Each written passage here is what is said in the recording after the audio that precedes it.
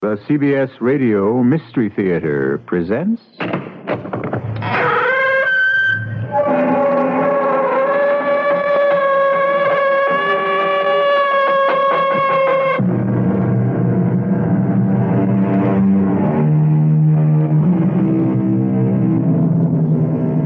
Come in.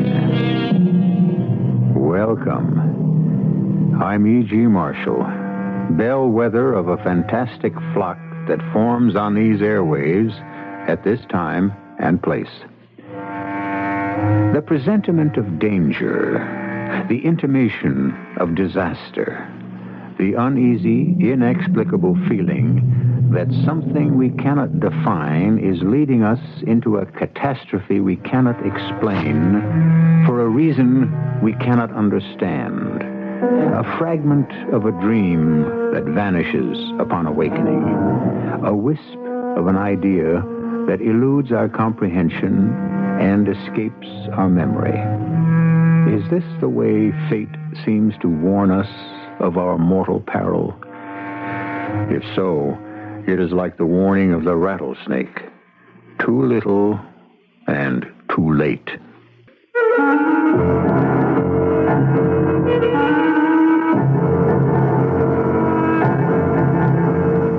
Our mystery drama, The Saxon Curse, is based on the Oscar Wilde classic and was especially written for the Mystery Theater by Sam Dan and stars Paul Hecht. I'll be back shortly with Act One.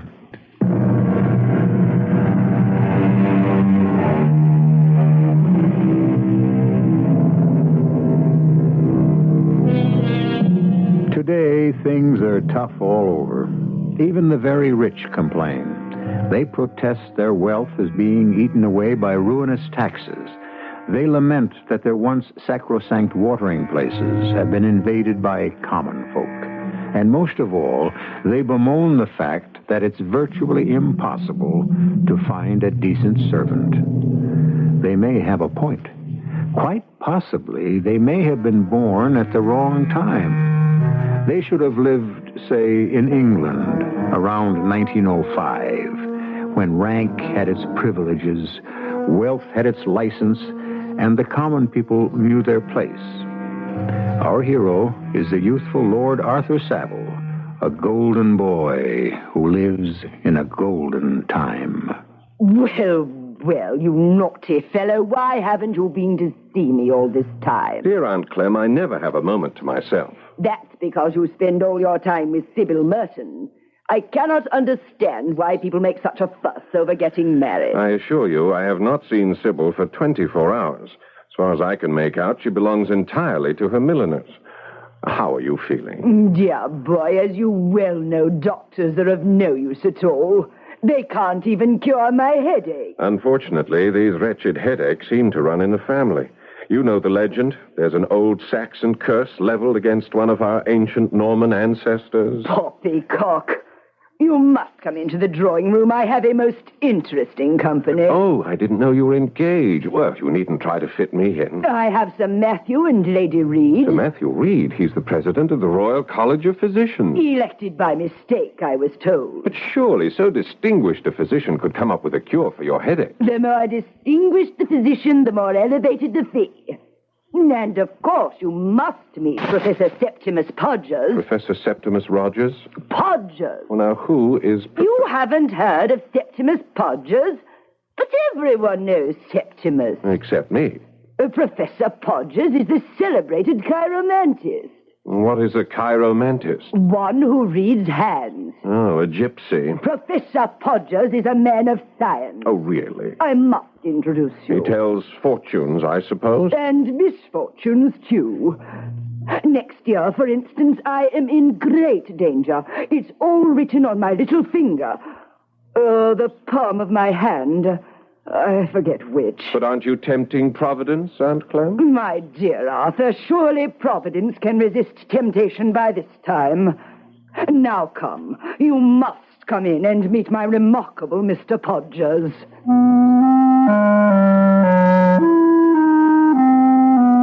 And so I entered my aunt's drawing room, where I was introduced to her Mr. Podgers. I must say there was nothing esoteric or mysterious or romantic-looking about him at all. He was a stout little man with a funny bald head, and you might take him for something between a family doctor and a country solicitor. He was staring at the palm of Sir Matthew, and I was amazed to see how Sir Matthew and Lady Reed gazed at him with rapt attention. And what do you claim to see in my hand, sir? I see a man of adventurous nature. You have taken 4 long voyages in the past. By George, so I have. You were shipwrecked once. Amazing. You have a passion for collecting curiosities. But everyone knows that. It's been in the paper. Arthur, dear boy, do not interrupt. I see in this line, the health line, a secret. Sir Matthew, you had a serious illness between the ages of 16 and 18. Now, how the devil would you know? Well, it's all written here. Extraordinary. The man is uncanny. And now, Professor Podgers, my nephew, Lord Arthur Savile, is anxious to have his palm read. No, I'm not exactly. Oh, have him do it, Arthur. It's like someone opening a window in your mind. I'm not sure those windows shouldn't remain closed. Perhaps the boy's afraid. Oh, I'm not afraid. Professor, as you can see, young Lord Savile is dying to have his hand read. Don't tell him he's engaged to the most beautiful girl in London, because that news has already been published in the Morning Punch. May I examine your right hand, Lord Arthur? Well, if you insist. He touched my hand, and it was as if a galvanic current ran through my body. Something happened. I don't know what, but I do know this. Suddenly, he no longer seemed to be a somewhat ludicrous, fat little man. I felt I was in the presence of great power, authority. A shudder passed through me, and I was frightened to see that the shudder also passed through him. Beads of perspiration broke out on his bald skull like a poisonous dew, and his fat sausage-like fingers grew cold and clammy. And I knew fear, real fear, for the first time in my life. My impulse was to run from the room, but I forced myself to stand still. I am waiting, Professor. Well, what do you see in my hand? I see the hand of a charming young man. Within the next few months, Lord Arthur will go on a voyage. Naturally, his honeymoon. And lose a relative. Well, we all lose relatives. Sometimes I think they were created for the purpose. Can you tell us any more? No, Lady Clementine. That's all I can see. I was furious with myself. What was this feeling of terror that had suddenly come over me? Why had I permitted myself to be frightened by some unwholesome charlatan? But was he a charlatan? Is it possible that written on my hand is some fearful secret of sin, some blood-red sign of crime? Is he gifted with a power to read it? Why do I feel now that some tragedy hangs over me? I waited for a chance to take the man aside for a moment. What is it, Lord Arthur? I must insist on your giving me a straightforward answer to my question. What makes you think I saw anything in your hand, Lord Arthur? I know you did. I'm afraid you're mistaken. All right, how much do you want? I saw nothing. How much do you want? How much do I want? This is how you earn your living, isn't it? Professor Podgers, I want Oh, no, please, Lord Arthur. Lady Clementine will be quite angry with me if I keep her. Whatever it is you saw, Professor, I have a right to know. But I did. I'll give you £50. Sir, I do not sell my... £100. Now listen, where can we discuss this? You may find me at 30 West Moon Street. My hours are from 10 to 4. What was wrong with me? Wasn't it obvious who he was? A preposterous trickster, a ridiculous quack. Yes, it was obvious. But it didn't matter, because he was an instrument designed to pierce through the fog of the unknown and reveal my destiny. What had he seen in my hand? I need not tell you there was no sleep for me that night. Promptly at 10, I presented myself at 30 West Moon Street, a thoroughly unimpressive house in a completely nondescript neighborhood. The professor himself looked even shabbier in the daylight. He took my hand in both of his, and once again that same electric shock charged through my body and through his body, too. His eyes closed. His teeth seemed to chatter. Suddenly he dropped my hand. Murder. What? Murder. I see murder. What do you mean, murder? Am I going to be murdered? No. You will be the murderer. Now, see here, Professor. You asked me. This is what? This is monstrous. Murder? I'm not a murderer. Oh, no one is until he kills. Now, how can you sit there and tell me such... Such what?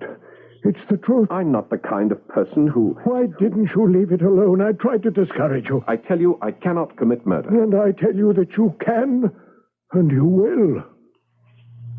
Who am I going to kill? I don't know. Your murder line stopped short. Well, will I kill more than once? No. There is only one murder in your hand. And will I be caught? No. How can you be sure? Because I see no line of retribution in your hand. Then I'm to get away with it. Yes.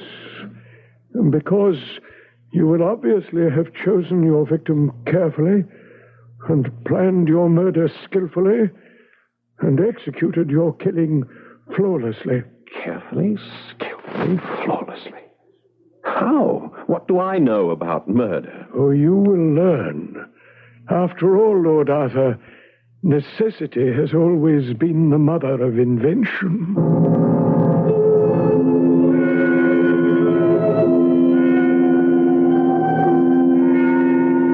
Than which truer words were never spoken. Of course, to our hero, Lord Arthur Savile, murder was something that usually took place only in the sensational newspapers. It was neither the pastime nor the preoccupation of a gentleman. But now, suddenly, he himself is notified that he is not only about to commit murder, but he is to do it successfully. I'll be back shortly with Act 2.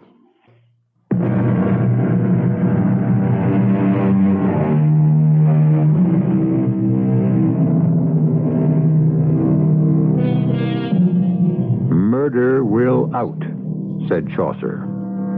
Murder cannot be hid, said Cervantes. And murder, though it have no tongue, will speak with most miraculous organ, said Shakespeare. That is certainly a weighty consensus of extremely well-informed opinion. And yet, here we have young Lord Arthur Savile being cast by destiny in the role of a murderer, who will not only murder, but remain undetected. But why, Professor Podgers, why am I about to commit murder? That I cannot say. I have no enemies. No one hates me. Why? There must be a reason. I'm sorry, Sir Arthur. I can enlighten you no further. Now, wait. You saw 3 things in my hand. 2 of them you told me last night. First, that I would go on a voyage. Do you still see that? Yes. Second, that I shall lose a relative. Is that still to occur? Yes. And I shall commit murder. Well, does that complete the list? It does, Sir Arthur. Yes. Now, how many relatives am I to lose? Just one. Just one. Quite so, sir. But I only have 2 relatives. 2? In all the world. There is just my twin sister, Pamela, and my aunt, Lady Clementine Beauchamp. Are you saying that one of them will die within the next few months? I am saying that is what is written. Well, which one? I'm sorry it doesn't say. But one will die. Yes, Lord Arthur. I looked at my hand, and suddenly it was no longer the familiar 5-fingered palm made of firm pink flesh and finely etched delicate lines. It was white, dead white, corpse white, like the white paper on which the death sentence is written. And here the death sentence was written in blood-red letters. Lady Clementine Beecham. And I even knew why. She would die because it would be necessary to make sure that my sister, my dearest twin, Pamela, would live. And at that moment, I felt almost at peace, almost as if I was serving the ends of a just fate. For why should Pamela, lovely Pamela, newly married and about to know the joys of motherhood, die? Why shouldn't I make sure of her love? Aunt Clem. Surely a woman of 80 could have no complaints. I was able to smile. I was even able to assume a pose with Professor Podgers. Professor, I believe I owe you £100. May I write you a check? If it's convenient, Lord Arthur. Oh, here we are. Paid to the order of Septimus Podgers and so forth. £100 is cheap enough for such capital amusement. Amusement? Yes, and quite ingenious. I enjoyed every moment of it. But I assure you, Lord Arthur, what I saw in your hand is the absolute truth. Yes, I dare say. Remarkably good show. I trust you're available for future entertainments, parties, and so forth? I am always at your lordship's service. And so I was committed to the killing of my Aunt Clem. But how to go about it? Direct physical violence was out of the question. I simply could not see myself assaulting my aunt. I would feel like a fool. That left one way. Poison. But what did I know about poisons? Nothing. But Sir Matthew Reed, the famous physician, was a family friend, a member of my club. He lunched there daily, as I did. It would be a simple matter to join him. I say, Arthur, that chop seems a bit underdone. Well, it's what comes of having a French chef. Yes, joining him for lunch was no problem. But how could I get him to talk about poisons? It was hardly a luncheon topic. But imagine my amazement when suddenly, after his second glass of port... Speaking of poisons, Arthur... What? I wasn't aware that we were speaking of poisons, Sir Matthew. Well, I was thinking of poisons, so it's the same thing. Yes, sir. Remarkable case in the newspapers. Read about it? No, sir. Fella did away with his wife. Yes, sir? Botched it. Is that so? Chap was married 50 years, fell in love with a younger woman, had to get rid of the old one. Bounder deserves to be hanged. For murdering his wife, sir? No, for using arsenic. Ah. Messy, painful affair. Now, after 50 years of loyal service, the poor old lady deserves something like, well, aconitine. Aconitine, sir? Oh, yes. It's the creme de la creme of poisons. Swift. Takes almost immediate effect. Perfectly painless. It mixes well with food and drink. Quite palatable. Is that so? Arthur, you must promise me something.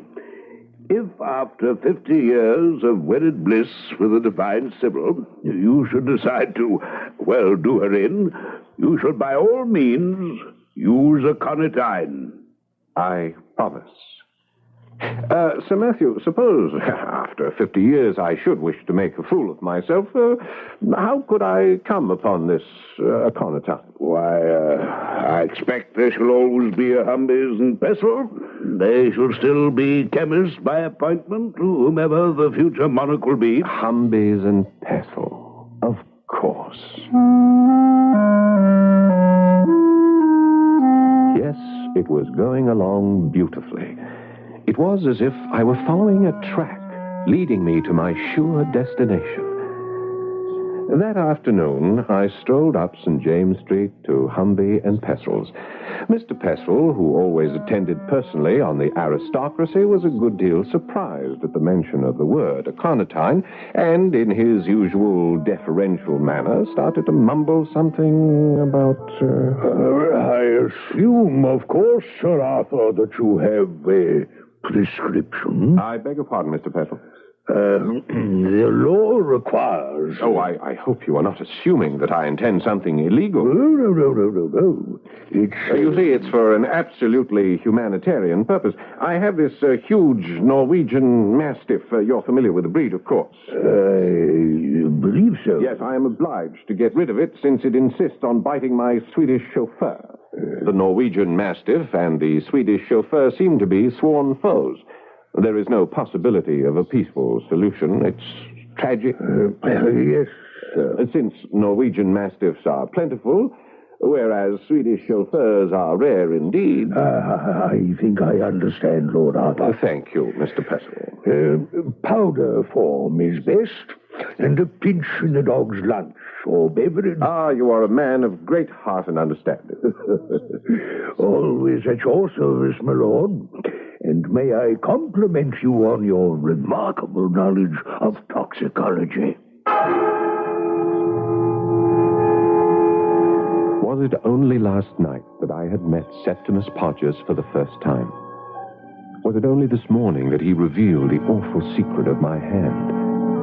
Was it only this noon that I had lunch with Sir Matthew and discovered the aconitine? And has it been only 10 minutes since I walked out of Humby and Pestle's with the poison in my pocket? Yes. What did Podgers say? I would execute this murder carefully, skillfully, flawlessly. Now, let me see. How shall I administer the aconitine to dear Aunt Clem? This could be a sticky business, and the entire project could founder. And it was remarkable how clearly I was thinking, how I was suddenly seized by the most happy inspiration. Why haven't you been to see me all this time? Dear Aunt Clem, I was here last night. A likely story. You take advantage of my failing memory. How are your headaches, dear Aunt Clem? I would rather not discuss the wretched things. I have brought you a cure for your headaches. There is no cure, dear boy. It's an ancient Saxon curse. No, but you must try this cure, dear Aunt Clem. It's proof against Saxon curses. Why do you say that? Because it was invented by an American. I assure you it's a perfect cure. You must promise to try it. It comes in this little box. The box is charming, Arthur. It's made of silver. Open the box. Carefully. It contains a powder. Take a pinch in a little bit of wine. Well, I'll try it right now. Oh, good heavens. No. You must do nothing of the kind. You see, this is a homeopathic medicine. If you take it without having a headache, it may do you no end of harm. Wait till you have one and then try it. You will be astonished at the result. Oh, I should like to take it now. The fact is, though I despise doctors, I adore medicines. However, I shall wait for my next headache. Oh, when shall that be? Well, I hope not for a week. I never know. But you're sure to have one soon. Oh, how sympathetic you are today, Arthur. Really, Sybil has done you a great deal of good. But now you must run away. I am dining with some frightfully dull people. If I don't get my sleep now, I shall never be able to keep awake during dinner. Well, goodbye, dear Aunt. Goodbye, dear boy, and thank you so much for the American medicine. Give my love to Sybil.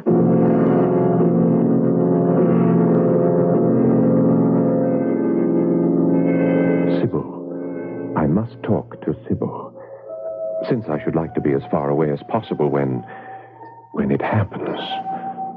Of course. That's the voyage Podgers saw in my hand.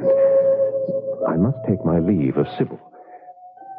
But it's a month before the wedding. What excuse can I make? My dearest, I have a confession to make. A confession? Oh, no, is it something serious?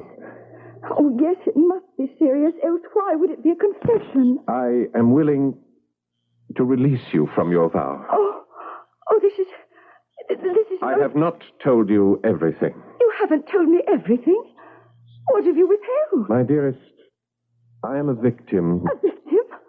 A victim of fate? Of circumstance? Neither. I am a victim of severe headache. Headaches? Oh, you poor poor boy. It runs in the family. My Aunt Clementine. Oh, I know. She told me. There's an ancient Saxon curse. And so, you see, since you were unaware... No, I love you despite your headaches. I accept you for what you are. Yes, but I must take my leave of you, my darling. Your leave? You're going? You're leaving? You will desert me? I'm going to Vienna. Vienna? But nobody ever goes to Vienna. There is, in Vienna, a celebrated doctor. A headache doctor? Well, a head doctor. Marvelous. And you're going to see him? Well, surely he can cure my headache. Oh, my darling. Go. Go to him. Fly to him. You would not mind being neglected for 10 days, fortnight, perhaps a month. My dearest, I have so many things to do to prepare for the wedding. I shan't even know you are gone. There you are. See how quickly and efficiently the thing has been arranged? Step by careful step, my murder has been skillfully planned. And now, can there be any doubt that it shall be flawlessly executed?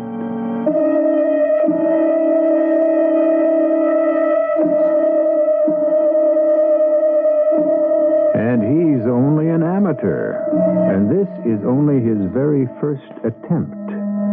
So it only goes to prove that each of us has a hidden facet, an unknown talent, an ability that's kept secret even from ourselves.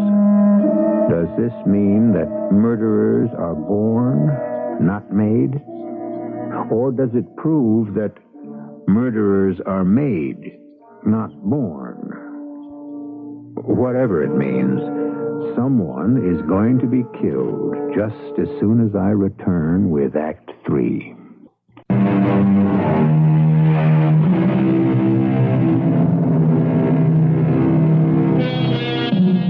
The order of the act has been schemed and plotted, and nothing can avert the final curtain's fall, or so said a Russian poet.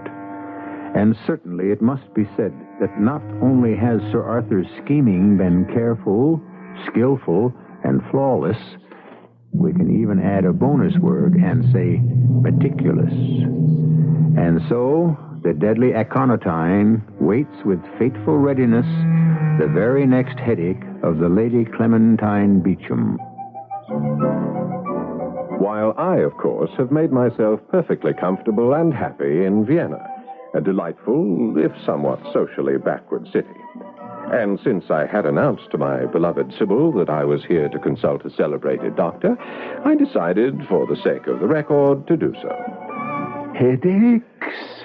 Yes, Doctor. Fierce, relentless headaches, once or twice a month. Tell me about your dreams. Dreams? I never dream. You never dream? Impossible. Yeah, but it's true. I never had a dream in my life. We have found it. Found what, Doctor? The cause of your headaches. You have the headaches because you do not dream.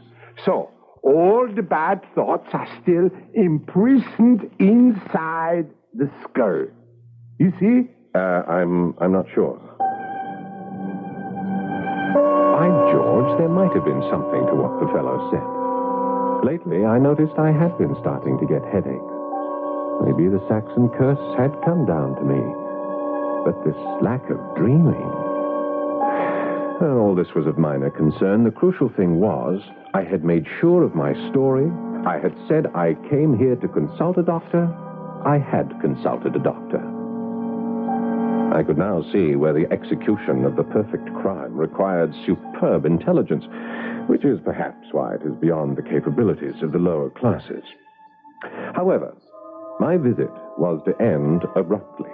That evening, there was a telegram from Sybil. Aunt Clementine died suddenly. So, she had taken the poison. She was dead. And now, I must return at once, like the proper grieving nephew. I didn't pause to pack. I caught the night express to Paris, and from thence the train to La. The following morning, I was back in London. Oh, darling, you're home. Tell me everything. Where is poor Aunt Clem? In the hospital. The hospital? I thought you said she was dead. She is quite dead. You see, she complained of a severe headache, and so she drank a glass of wine, and in just a few moments she... Yes? Well, she seemed to be dead, but I couldn't be sure, and so I summoned James and Harris and Charles, and they carried her downstairs to her motor car, and we all rushed to the hospital. Ah, at the hospital, they couldn't help her. Oh, no, she was quite dead by the time we arrived. Even Sir Matthew Reed himself was unable to bring... Sir Matthew? Sir Matthew Reed. He was there? Of course, he's her personal physician. What did he say, Sir Matthew? Oh, I remember quite distinctly what he said. If I didn't know young Arthur better, I'd suspect foul play. He said that? He smiled when he said that. Oh, dear Arthur, no one could possibly suspect you of doing the old girl in. Why, you were miles away at the time. Yes, in Vienna. Did he say anything else, Sir Matthew? No, Arthur. Well, but why are you so pale? What? Oh, the diet. Viennese diet. It must have... did he perform an autopsy? Arthur! What a perfectly gruesome thing to say. Oh, I should hope not. You don't know, then? Oh, my darling Arthur, you are upset. You're not yourself. I can see. Oh, I know how much poor Aunt Clem meant to you. She was dear to me also, always giving me little gifts. Yes, darling, I should like to rest. Of course, my dearest. Rest. You must be brave. One does not lose an Aunt Clem every day. Why was I frightened? I had been assured that all would go well. There would be no retribution, that the killing would be carefully, skillfully, flawlessly executed. It was, wasn't it? Why was I so apprehensive? Podgers had assured me. Podgers. I must see him again. I must hear it from his lips again. He must read my future again. He must tell me that I shall not be caught. I rushed to West Moon Street. Here now. What you pounding on the door for? I'm looking for Professor Podgers, Septimus Podgers. Is he in? Oh, yeah, he's in. Well, then why doesn't he answer? Well, sir, you asked, is he in? And he's in all right, but he ain't in there. He's in jail. In jail? Oh, yeah. They come and carted him off about a week ago. Jail? Yeah. He had a bit of a confidence game. He'd get people to do all sorts of things and swindle them out of their money. How much did he take you for? Well, kiss him goodbye. You'll never see it again. I knew it. I knew he was just a common charlatan and thief. But he had the gift. The gift of what? Prophecy. But how did I know? Perhaps it was all designed to get me to murder my aunt so he could blackmail me for the rest of my life. What could I do now? I couldn't very well visit him in prison. Oh, yes, I poisoned Aunt Clem, thinking that the death of a very old lady would cause no suspicion. But I had reckoned without Sir Matthew Reed. Sir Matthew, the expert, the authority on poisons. Well, if he doesn't suspect, then I will be safe. But suppose he does suspect. Sir Matthew said, if I didn't know young Arthur better, I'd suspect foul play. But he smiled when he said it. Smiled? He must have meant it as a joke. Oh, does he or does he not suspect? Why didn't it occur to me that I would inherit Aunt Clem's entire estate? Oh, that could set tongues wagging.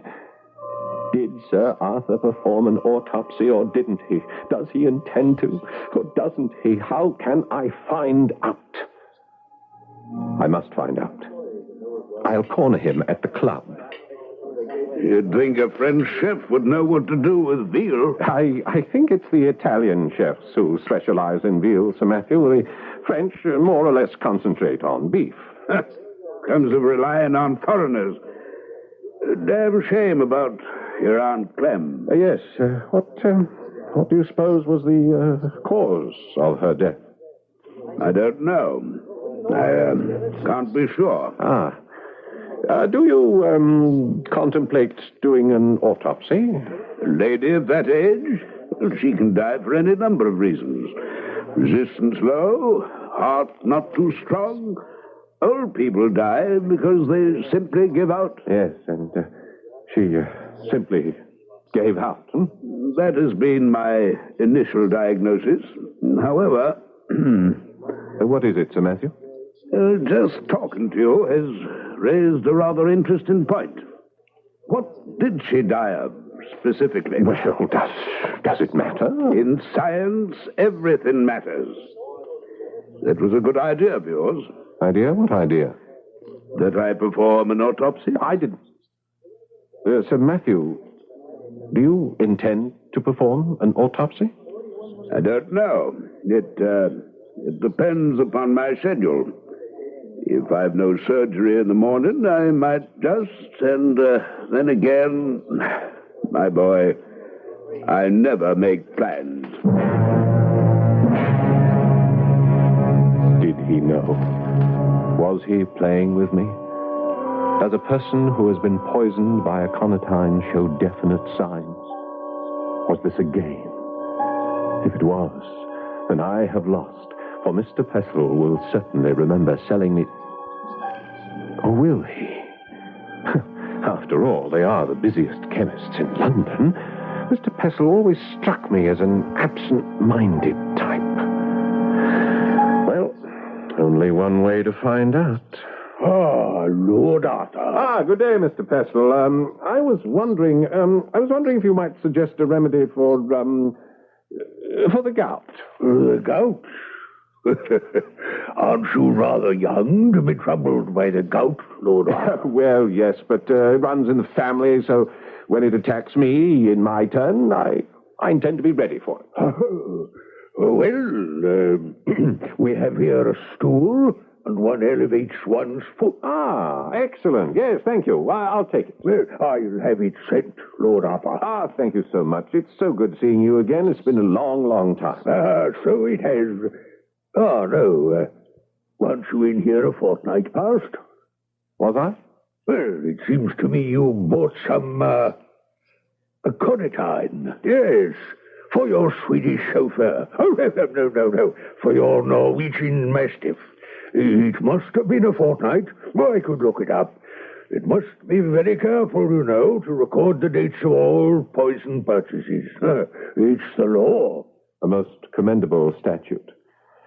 Well, good day, Mr. Pestle. I was lost. Lost. Only a miracle could save me. But the age of miracles is past, gone, vanished. I shall be charged with the murder of my aunt. I shall be tried, found guilty, and hanged. And my head, oh, my head. My poor head is splitting. Your Honor, I do not ask for mercy. I ask only for understanding. I killed my aunt to save my sister, my dearest twin sister, present living in Canada, in order that she should continue to perpetuate. Oh, Father. Arthur, darling, wake up. I only acted according to the command of fate. Arthur! Sybil, what?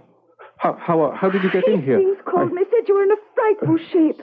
Nightmares and whatnot. Oh, my head is splitting. Poor boy, the Saxon Curse. The Austrian doctor was of little help. Nothing can help. Oh, you must never say that. Here, drink some coffee. A hot cup of black coffee. No, I don't like coffee. Oh, it's black. I know, I put in plenty of sugar. It won't make me feel better. It will, I promise you. Here, drink it. All right. Now, isn't that delicious? Oh. Sybil, I must make a confession. Oh, no, you're exciting yourself. I poisoned my Aunt Clem. Oh, you did nothing of the sort. I did. I gave her poison. Poor boy, you feel so badly about her death. You've been having nightmares. I tell you, I poisoned her. You did no such thing, and Sir Matthew can prove it. Sir Matthew? Of course. He performed an autopsy on poor Aunt Clem this morning. What? Death was due entirely to natural causes. Oh, that's wonderful. I feel lightheaded. Completely. Oh, then it worked.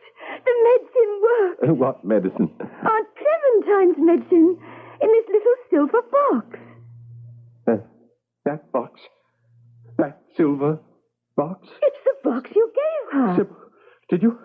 It has the remedy, the American headache remedy. Sybil, no. Oh, how peaceful. Oh. How calm you look. It works. The remedy works.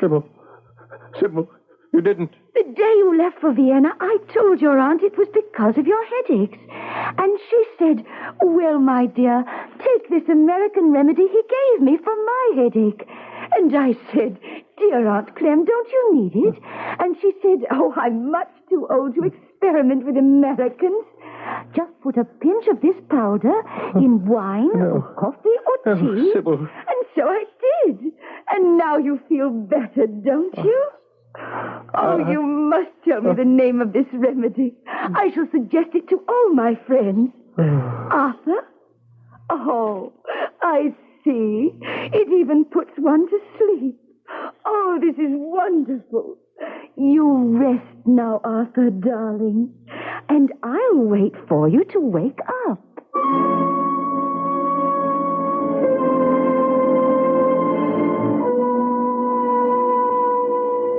As you might assume, she had a very long wait. Well, whatever you want to say about Professor Podger's prediction, his 3 basic forecasts did come true. Lord Arthur lost a relative. He did go on a voyage. And there was a murder. Not that Sybil was ever tried for it. I'll be back shortly.